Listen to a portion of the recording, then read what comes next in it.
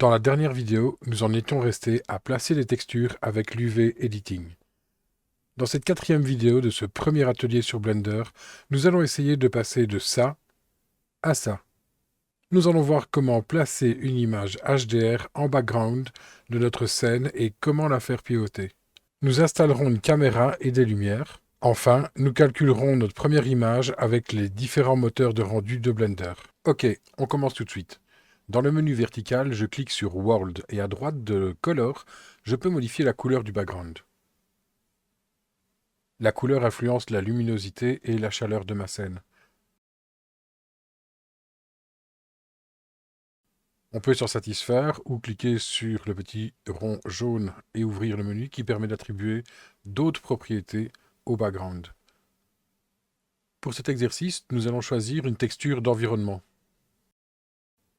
La couleur mauve nous indique que la texture est manquante. Je clique sur Open pour aller chercher une texture HDR. Génial, ça ouvre directement le site polyhaven.com. Non, je déconne, c'est juste que je n'ai pas de fichier HDR. Sur Polyhaven, vous trouverez des HDR, des textures et des modèles 3D gratuits. Vous avez différentes catégories sur la gauche du site qui vous permettent de cibler directement ce que vous cherchez. Une fois votre fichier HDR trouvé et son auteur remercié, vous pouvez télécharger le fichier dans différentes résolutions.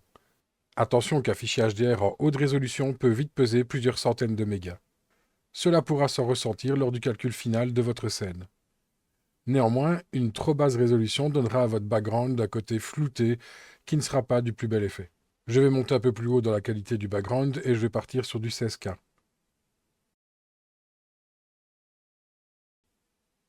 J'attends quelques secondes et le fichier HDR est maintenant chargé. Je vois bien qu'il entoure ma scène 3D. Si je modifie la valeur de force, je peux jouer sur l'intensité lumineuse de mon HDR. Si je veux faire tourner mon background, je vais devoir rentrer dans un espace de réglage un peu plus fin que celui utilisé jusqu'alors. En cliquant sur ce bouton, je change la fonction de cet espace. Et de Outliner, je vais choisir d'y afficher le Shader Editor. Le Shader Editor est une version nodale des réglages que je faisais plus bas. Il va me permettre d'aller plus loin et de pouvoir par exemple paramétrer la rotation. Je vois bien qu'en dessous, je paramétrais le World et maintenant au-dessus, dans l'espace nodal du Shader Editor, je paramètre bien le World également. Pour le moment, les trois nœuds présents disent à Blender d'aller chercher mon fichier HDR pour le placer en background. En faisant Shift A, je peux ajouter un nouveau nœud et je vais placer un nœud Mapping. Je vais ensuite recommencer l'opération et ajouter un nœud Texture Coordinate. Je relie les nœuds de cette manière.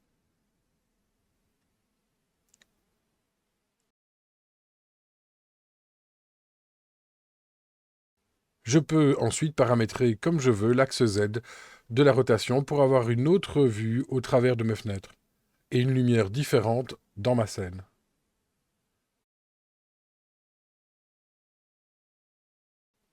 Je vais laisser la valeur ainsi et je vais cliquer sur ce bouton pour faire réapparaître mon outliner dans cet espace. Je vais maintenant cliquer sur le quatrième shader pour avoir une image la plus proche possible de mon image finale et voir la différence maintenant qu'une source de lumière commence à être paramétrée. Le temps d'affichage est un peu long, mais quelle différence d'éclairage dans ma scène. Il va falloir régler un petit problème. L'éclairage étant englobant grâce au fichier HDR, je dois refermer ma pièce pour avoir un éclairage correct. Je vais copier vite fait les anciens murs pour en créer de nouveaux. Je ne cherche pas à être super précis pour le moment, mais juste que ça referme la pièce rapidement pour la lumière. Si je mets de nouveau le quatrième shader, je peux voir que ma pièce est maintenant plus sombre et que la lumière vient uniquement de la fenêtre de la cuisine et de la baie vitrée du salon. Pour régler les paramètres et la qualité d'affichage de ma zone de travail et du rendu final, je vais cliquer sur l'icône Render du menu vertical. J'utilisais le moteur de rendu Cycle, qui est plus lent mais plus qualitatif que le moteur de rendu Eevee. Afin d'améliorer le résultat de l'affichage de la viewport par le moteur Cycle, vous pouvez activer le Denoise.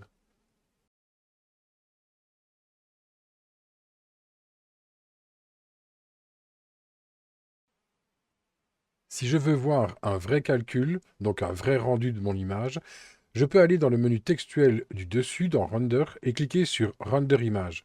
C'est la touche F12 du clavier. Un message d'erreur apparaît pour me signaler qu'une caméra n'est pas présente dans la scène. Je vais momentanément cacher mon plafond afin de mieux voir en vue du dessus. Je vais ensuite dans le menu textuel et je fais Add Camera ou Shift A Caméra. Je déplace ma caméra, je peux éventuellement changer l'orientation des axes, passer de global à local ou inversement.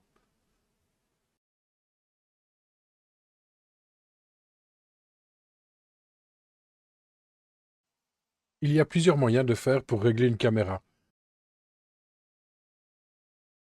J'utilise Blender depuis peu de temps et pour le moment, j'aime passer dans le workflow animation qui possède deux fenêtres et qui est plus facile pour régler la caméra.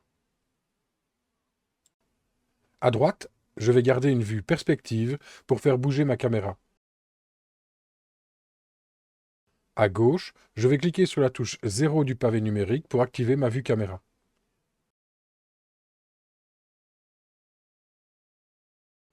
Dans la vue de droite, je peux aller sur View et réactiver ma toolbar. Je repasse mes axes en local et je fais tourner ma caméra. Je vois maintenant directement le résultat dans la fenêtre de gauche.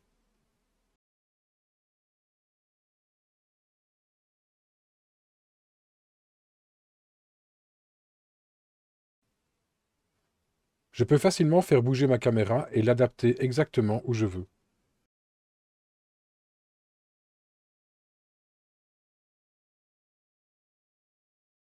Si je fais un rendu, on voit bien que j'obtiens maintenant une image avec le cadrage de ma caméra.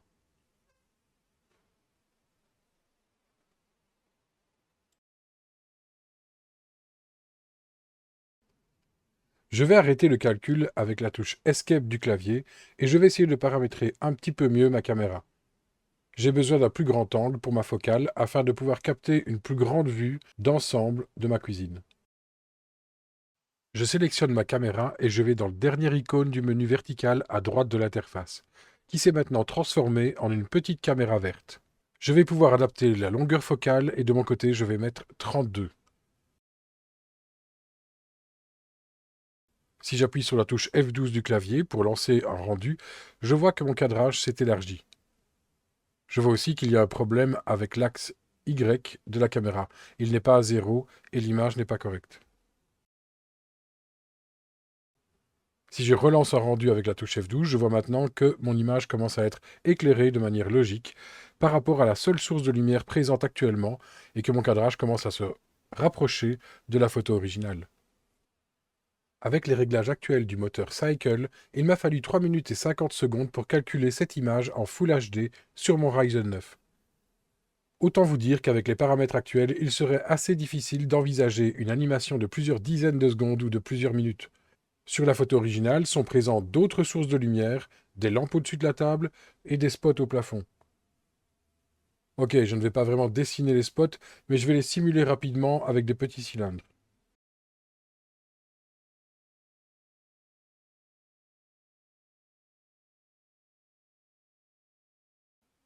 J'utilise le menu du bas pour paramétrer directement mon cylindre à la bonne dimension.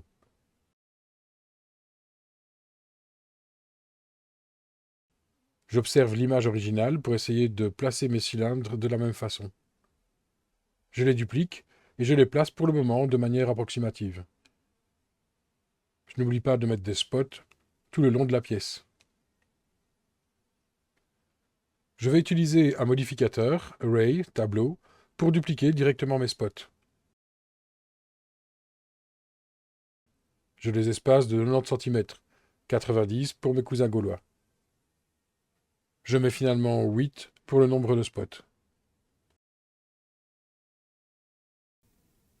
Si je regarde la rangée de spots au-dessus de la cuisine et que je prends l'outil de mesure, je peux voir que les dimensions à la main n'étaient évidemment pas tout à fait les mêmes. Et je vais devoir mettre ici aussi mes spots avec un tableau.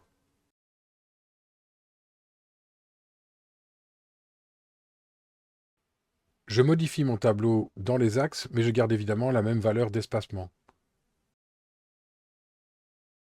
Pour le nombre de spots, je vais indiquer 3. Je vais sélectionner ma première rangée de spots et appuyer sur la touche M pour créer une nouvelle collection qui contiendra mes 2 rangées de spots. Je vais pouvoir renommer mes spots en spot cuisine et spot entrée.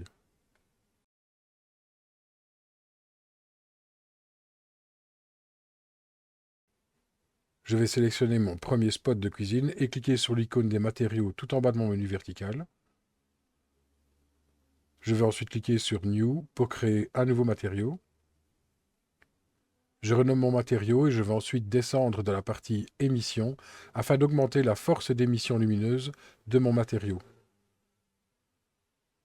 Je ne crée pas ici réellement un spot avec la fonction lumière, mais je demande au matériau attribué au cylindre d'émettre de la lumière avec une certaine force. Je ne pourrais réellement juger l'intensité lumineuse de mes spots. Dans le 3e shader, il faut que je passe dans le 4e. Je peux voir que mon éclairage commence à prendre forme. L'intensité peut être un peu plus forte pour les spots, c'est à voir. La couleur, par contre, est assez blanchâtre. Je pourrais essayer quelque chose d'un peu plus chaud. Bref, il faudra faire des réglages. Vous pouvez maintenant sauvegarder votre première image réalisée avec Blender en allant dans Image, Save. Vous pouvez par exemple mettre votre format d'image en JPEG, mettre la qualité sur 100% et lui donner évidemment le nom de votre choix. N'oubliez pas de liker et de vous abonner pour découvrir la prochaine vidéo. Belle journée à vous!